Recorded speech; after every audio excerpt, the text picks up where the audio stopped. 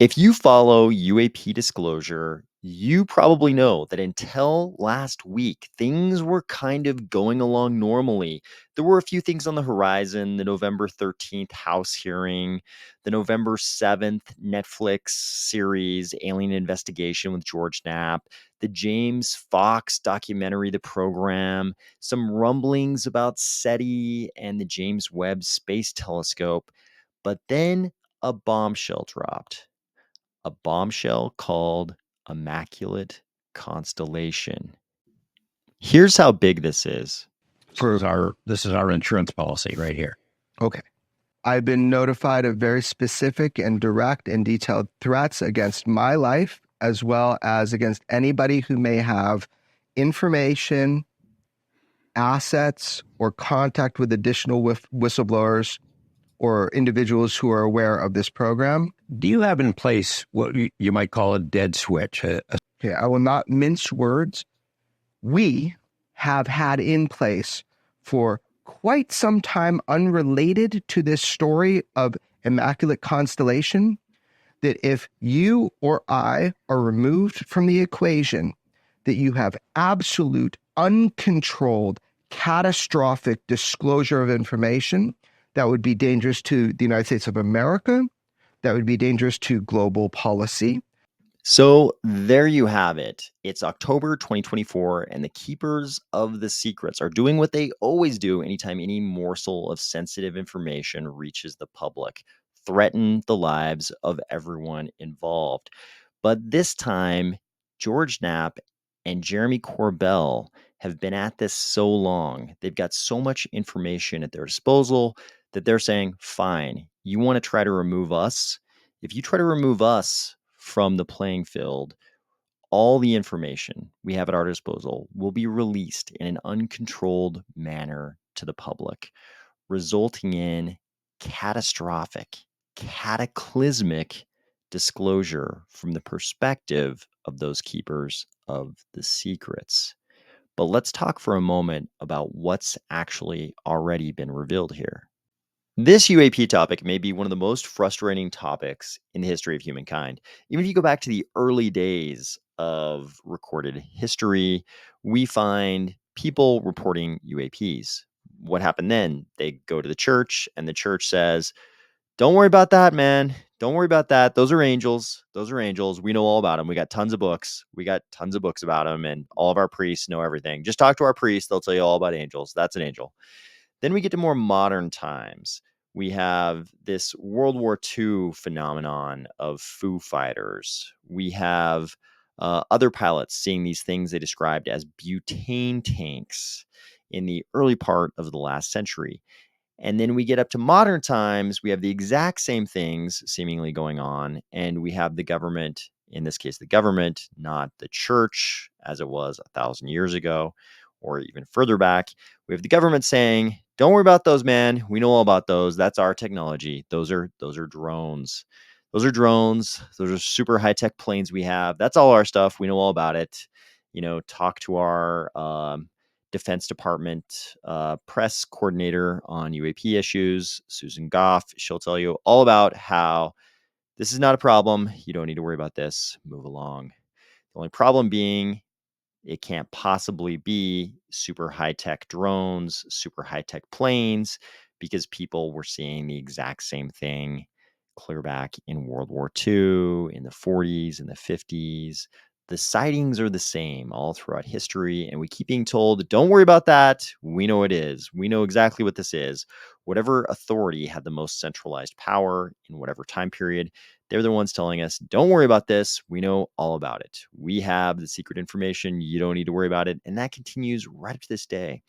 But there's an unprecedented amount of information reaching the public. I mean, unprecedented in the sense, in the scope of that statement is the entire history of humankind. Never in the history of humankind has so much information about this topic been reaching the public. And last week was no exception. So here we have Michael Schellenberger. This is someone who's been involved in a little bit. He's a legitimate journalist, but he's been involved in a little bit of UAP reporting. Why? Because he's a smart guy, and this is one of the most fascinating topics of this century, of the entire history of humankind. He knows this is a very important story, and so he's reporting on it. But he dropped the news last week about a new whistleblower who had something very interesting to reveal. The whistleblower provided a written report to Michael Schellenberger and also to certain members of Congress about the name of the unacknowledged special access program, that's a USAP, that is the umbrella program over other UAP related programs, and that the government also has a very large library of high quality video and photos of UAPs. Of course, immediately the DoD did its thing, exactly what we expected to do. Susan Goff, the DoD spokesperson on all things UAP, came out and said the Department of Defense has no record, present or historical, of any type of special access program called Immaculate Constellation. And here, Christopher Sharp, who is a very good journalist, UAP journalist, came out and said, I would add that my sources say otherwise. Why did we know that Susan Goff would come out and deny any type of SAP called Immaculate Constellation? This had to be the case because for such a special access program to exist and Congress not to know anything about it would be super illegal. Why do I say this is so illegal? Because the Constitution in Article 1, Section 8, Clause 1, right here, and also in Section 9, Clause 7, right here, gives Congress the power of the purse, not the executive branch. You're probably aware the DoD is a part of the executive branch. The executive branch doesn't get to draw money from the treasury. They don't get to make appropriations from the treasury. Congress has to do that. So if the DoD is spending money on something and Congress doesn't know about it, that means that they're taking other money that Congress has appropriated for something else and they're misusing it for this secret unacknowledged special access program that Congress doesn't know about. That, my friends, is unconstitutional. Schellenberger points that out right here in his post. This responsibility extends to classified programs like special access programs. By law, the Department of Defense, DoD, must notify the Gang of Eight, the chairpersons and ranking members of the House and Senate Intelligence Committees, and the majority and minority leaders of the House and Senate, and or the relevant congressional committees about the existence of these SAPs. The National Security Act of 47 requires that covert operations and compartmentalized access programs, CAPS, by intelligence agencies, including the military intelligence community, must be reported to Congress. Specifically, the president must provide a written finding that justifies covert action and submit it to the House and Senate intelligence committees. So, whether they say this is just sort of normal Department of Defense spending, in which case they'd have to notify the Gang of Eight, or this is some kind of special covert operation or compartmentalized access program under the intelligence agencies, in which case the president would have to provide a written finding to the House and Senate intelligence committees. If Congress hasn't in any way, if the Gang of Eight and the House and Senate intelligence committees have not heard about this program, then someone has done something unconstitutional. This news wasn't really news to a lot of the UAP community. Here's Daniel Sheehan, who's a constitutional attorney and has represented a bunch of UFO whistleblowers, saying, it's true, we've known about this particular whistleblower as well as two others who have confirmed the existence of the Immaculate Constellation UFO UAP program. If none of these three sources are called to testify publicly, Congress will essentially be failing in its constitutional duty. They are now noticed. This program is completely unconstitutional, a violation of Article 1 of the Constitution, which is one of the most fundamental premises. Jeremy Corbell also confirmed that he knew about Immaculate Constellation and that he was kind of relieved that this news had broke because previous to this, he felt like he couldn't say those words over the phone or even type them in an email for fear that it would trigger the kind of intelligence community things that would lead to him being put under investigation and surveillance. Of course, as soon as Schellenberger's news dropped, UAP Twitter went to work and made a very interesting discovery. The term Immaculate Constellation had rarely ever been searched before on Google, almost never. Of course, it skyrocketed when Schellenberger's article dropped, but there was one other time it also displayed a large blip in searches for those key terms. June of 2023. You'll remember this was just as the modern UAP crash retrieval story broke. David Grush went public and hearings were planned. It's pretty easy to come to the conclusion that this was counter intel activity. They were trying to see if news about that SAP name, Immaculate Constellation, had already reached the internet. They were checking to see if that had been leaked. At least, I mean, we don't know. It could be that, this is all a complete fabrication and the same people who were fabricating this name were planning this clear back in June of 2023 and also searched for it then. I think it's much more likely that someone was checking to see if this bit of information had leaked. And this post goes on to show us, and just like that, Google changed the results of this search, removing all history of any searches for this term in 2023. Too bad UAP Twitter was too quick and had already captured this data. Also, very intriguing, we found out that a lot of the searches for those key terms were coming from Ohio and specifically near Wright Patterson Air Force Base, which has notorious links to the history of UAPs. What's great about this is just next month, the House is targeting a hearing on November 13th, a UAP hearing to be chaired by none other than Nancy Mace. You probably remember from the hearing with Ryan Graves, Grush, and David Fravor that Nancy Mace was the one who prodded David Grush about the biological samples comments he was making. She asked him specifically what he was talking about, and he said, pilots. Sometimes the crash retrievals involve pilots being in the crash wreckage, which was a gigantic revelation for pretty much all of the world. He was basically directly implying that he knows of the US government having dead aliens.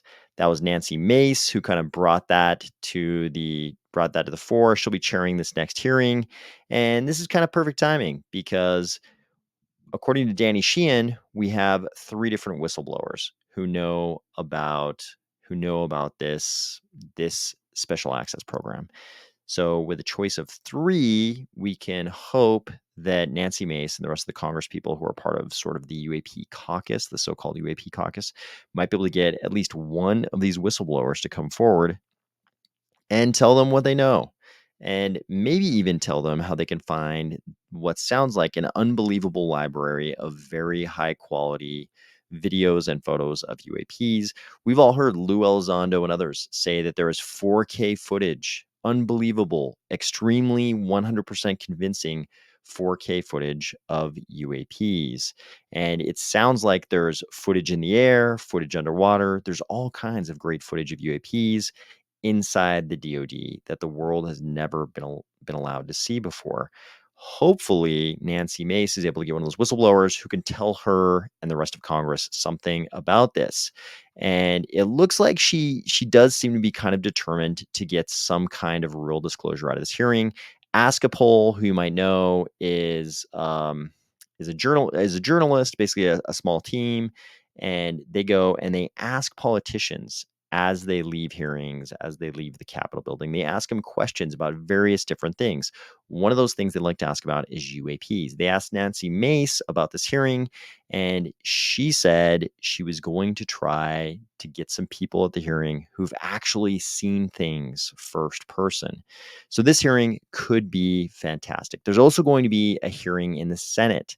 However, what we've seen in the past with hearings in the Senate is that they haven't been they haven't revealed quite the amount of information that the House hearings have, and that's partially because the the creation of Arrow sort of happened under the auspices of senators like Gillibrand, who is a great ally of ours in crypto, but because Arrow is kind of her thing. Was kind of the mother of Arrow. She seems to be a little protective of Arrow. She's not quite, doesn't seem like from past hearings, she's quite ready to say that Arrow is a failure. So when people like Sean Kirkpatrick come before her in a Senate hearing and say they haven't seen anything to indicate that there are UAPs that might be from, somewhere else or be anomalous in some way. When he says all the things that he said under Arrow, Senator Gillibrand just seemed to sort of accept that and move along. And that's probably a reluctance to declare Arrow a failure. So, like I said, November 13th is just the targeted date for that hearing. And in fact, I believe Nancy Mace has commented that it might actually have to happen on a different day. They're going to do it whatever day they can get the right whistleblowers in there, which is just fine by me. The other great part about that timing, whenever that happens, is it is just 6 days. It's targeted for just 6 days after the release of this. This is a brand new Netflix series starring George Knapp. They sent George Knapp. It's already been filmed, obviously. They sent George Knapp all around the world chasing down this whole UFO, UAP, alien phenomenon for this show called Alien Investigation. George Knapp has been on this forever. He was the one that first revealed the Bob Lazar story. He's been doing this since like the 1980s. George Knapp is sort of the godfather of UAP journalism. He's the one that kind of started all of this, and he's the perfect guy. If I could pick one guy to be a part of a Netflix show like this, he's the perfect guy for this. I think this could get huge. They could get huge viewership for this. This could even eclipse things like Graham Hancock's recent show. What was it called? Ancient Apocalypse.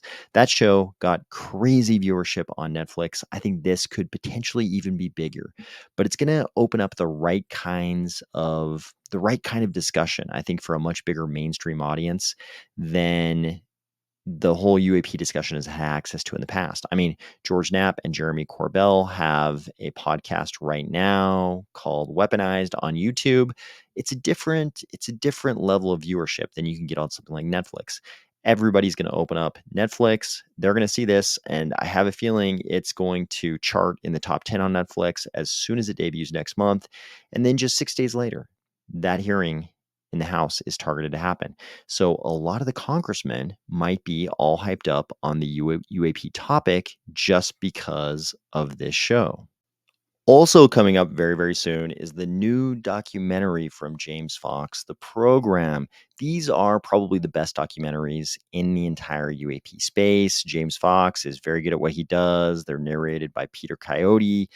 These are fantastic documentaries, and James Fox has in the past kind of dropped some brand new information in these documentaries. This one, in the trailer, you can see Hal Puthoff is in there saying things I've never heard him say before. And there's also this person shows up in the trailer. So you can see someone asks James Fox here on Twitter, "Is this Gary McKinnon?" James Fox says, "Yes." They say, "Is this the guy who hacked into NASA and found a file for touching up photos?" James Fox says yes and more. So if you have followed this topic for a long time, you might have already heard about this, but I'm looking forward to seeing this in the documentary.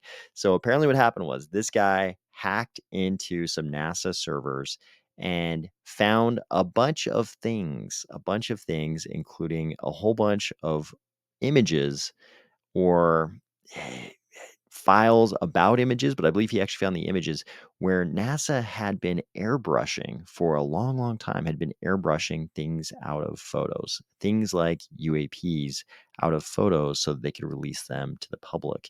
So it looks like there may be a nice interview of Gary McKinnon for this documentary. And I believe he got caught and arrested. I believe he actually got caught, arrested, prosecuted, the whole deal. So his hacking into NASA is not the questionable part, not the part that's unproven. It's just what he actually see what he says he saw while he was in there. So far, we've been talking about disclosure from the US Department of Defense, but obviously that's not the only place where UAP information could originate.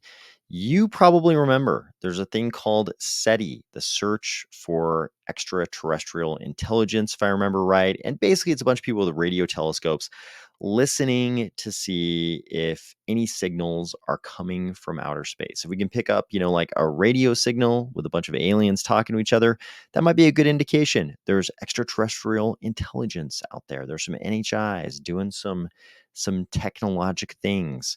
So this is Simon Holland. He has some information related to SETI. So he's told this story. He's kind of, I don't want to use the word leaked even, because it's more like he's just communicated some information that he's learned. It could be accurate, could be inaccurate, but here we go. So this is definitely a different level of verifiability, what we're about to talk about. So this is not on the same level of verifiability of all this information being leaked by whistleblowers and testimony before Congress and all these kind of things. But it's also interesting, and it's something we should probably discuss.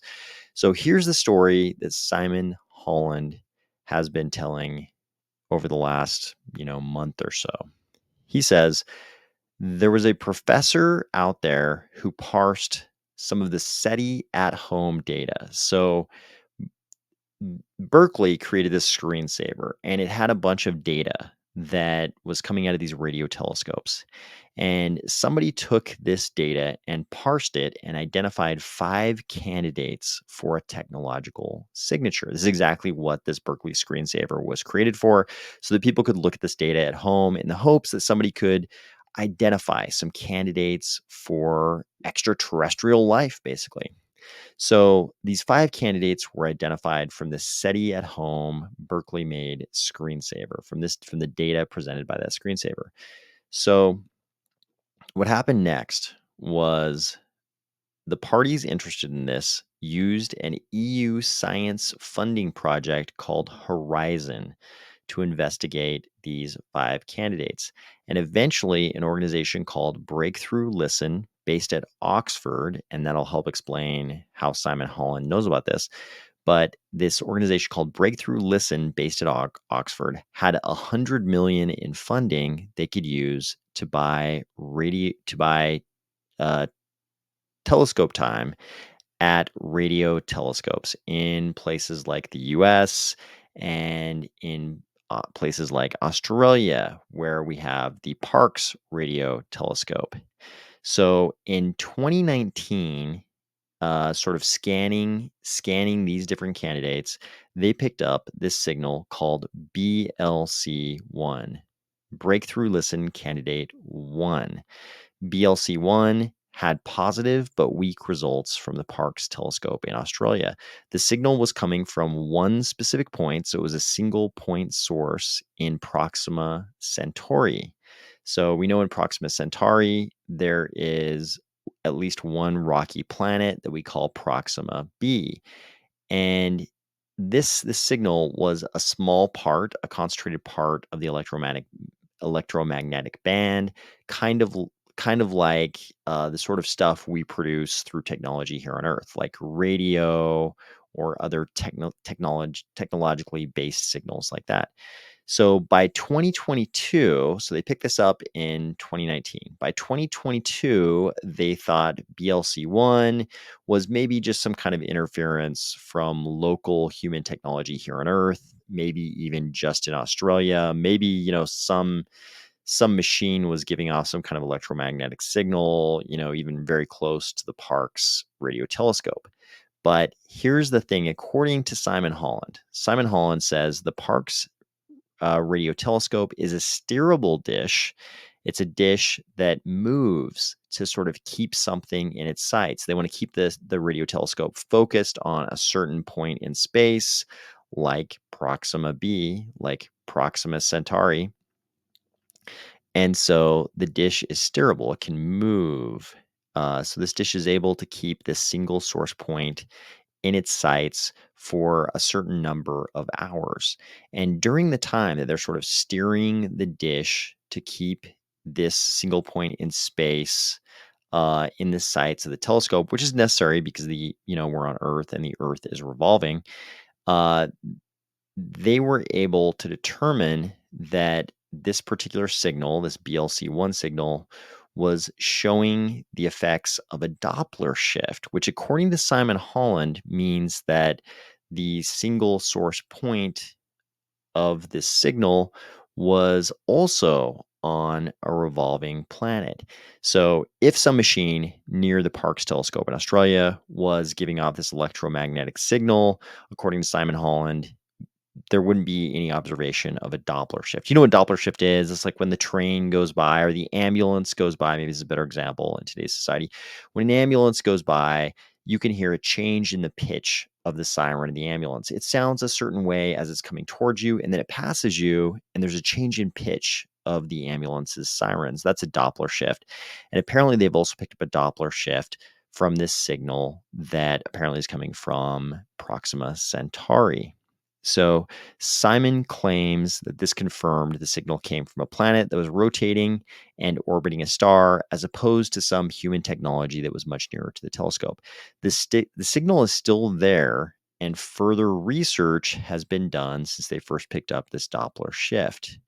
Simon says the professor running Breakthrough Listen told Simon he wanted to get to the bottom of this, so he talked to the actual professor running Breakthrough Listen. That professor told Simon they're not sure yet if it's real or human interference. They say maybe it's real. Maybe this is a technological signature coming from this far off planet. But as soon as they figure it out, they're going to publish. If they can confirm, obviously, that this is a technology-based signal from from another star system, they're obviously going to publish on it. The problem is China also announced picking up an alien signal in 2022. They, however, quickly pulled back that announcement. So, what some people, including Simon Holland, think is happening is that both China and this project Breakthrough Listen in Europe are sort of racing to see who can establish that this is definitely an alien technology-based signal and publish first. So we've got this race going on between this Chinese team and this Oxford-based team to confirm their data and then publish. So there's this other associated rumor that's been going along with this. And these are just unverifiable rumors, just rumblings sort of in the UAP space. But that rumbling is that the James Webb Space Telescope was also aimed at the source of this BLC1 signal, and it picked up a biological signature from the same planet as BLC1. So that part is not confirmed. The first part of this, that there's a thing called Breakthrough Listen, that they had a bunch of money to buy time with radio telescopes, all of that seems pretty reasonable. This James Webb Space Telescope part is the big rumor part. So Askapol, who we talked about earlier in the context of Nancy Mace's hearing, Askapol has also been asking Congress people as they come out of hearings and out of the Capitol building, things like, have you been given any confidential briefings on the James Webb Space Telescope? So far, no, no, no results confirming that. However, one congressperson who is someone who in the past has been linked to this UAP topic refused to answer the question. And it could have been he was just busy. I mean, they have a lot of reporters asking them a lot of questions. It could be he was just too busy to think about it, or didn't even know, didn't remember. He just said no comment and moved along. That's a little bit different though than saying no, I definitely haven't, or definitely not, or just being confused by the question. Saying no comment is also what you'd say if you had been a part of some kind of confidential briefing about something the James Webb Space Telescope had picked up and you didn't want to answer the question. So, how does Simon Holland know about this? Simon Holland says he has family friends in radio telescope research in the UK who he's been talking to about this, and he's also mates, in his words, with the old head of radio space research for the EU space program. Simon admits it's not definitive that this BLC-1 technological signature is coming from somewhere far off in space. It could turn out that the 2022 suspicion is correct, and it's actually just coming from some kind of technology here on Earth. But it's still pretty interesting. And what's very interesting about this is that Simon Holland is not the first time I've heard about this. I heard about this, I think, like a year ago. I started seeing posts on forums that were just, the kind of posts you see all the time that say something that sounds incredible and you can never verify it. But those posts back at that time were, hey, the entire sort of, space, the global space telescope community, a bunch of space scientists are all talking about how something has been picked up, something far off in space has been picked up, and it's going to lead to disclosure. That's what we were hearing like a year ago. I saw those rumors pop up on a bunch of different forums, and then we didn't really hear anything about it. And at the time, I remember specifically reading the people leaking this information were saying you're going to get full disclosure of non-human intelligence within something like the next year. So here we are. It's now the next year, and we're seeing this guy, Simon Holland, going on YouTube and saying this is definitely what's happening. It could be non-human intelligence. It could be, just some piece of electronic equipment in Australia malfunctioning and they're picking up that signal, but this is something that could lead to disclosure. So, when we talk about cataclysmic disclosure, which is the reason this video is called Immaculate Cataclysm, because Immaculate Constellation is the kind of news, it's the kind of disclosure that could lead to greater disclosure, or if there is no greater intentional disclosure, it could lead to sort of unexpected, accidental disclosure of everything. I think that doesn't necessarily have to come from just the Department of Defense or some other military organization in some country in the, elsewhere in the world. It could come from someplace like these radio telescope scientists. SETI could eventually pick something up that turns out definitively to be proof of non-human intelligence. Once that happens, maybe it creates this domino effect. Maybe once it's definitively established, for sure, there are aliens out there, which I think we all suspect to be true without having to be told that. Anyways, but I think once that's out there and everybody understands definitively there are aliens, we might have this domino effect where all the whistleblowers just come out because they're sick of had this secret having been kept since before the 1940s, really, if David Grush's testimony is to be believed. We could have this cataclysmic disclosure that some people are afraid of because of what it might do to society, and other people are just looking forward to. In any case, it looks like a lot of things are happening just next month. So we'll either learn more then, or it'll be more of this constant drip we've become used to since 2017. In any case, I hope you are still having a great week, and I'll talk to you soon.